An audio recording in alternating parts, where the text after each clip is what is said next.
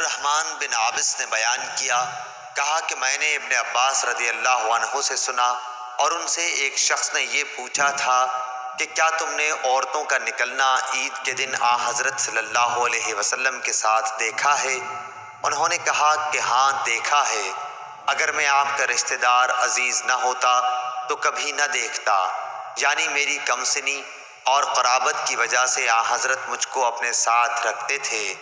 کثیر بن سلت کے مکان کے پاس جو نشان ہے، پہلے وہاں آپ صلی اللہ علیہ وسلم تشریف لائے، وہاں آپ صلی اللہ علیہ وسلم نے خطبہ سنایا، پھر آپ صلی اللہ علیہ وسلم عورتوں کے پاس تشریف لائے اور انہیں بھی وعظ و نصیحت کی۔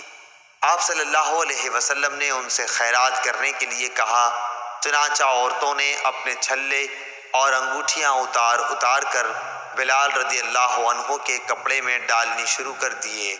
آخر حضور صلی اللہ علیہ وسلم بلال رضی اللہ عنہ کے ساتھ گھر تشریف لائے۔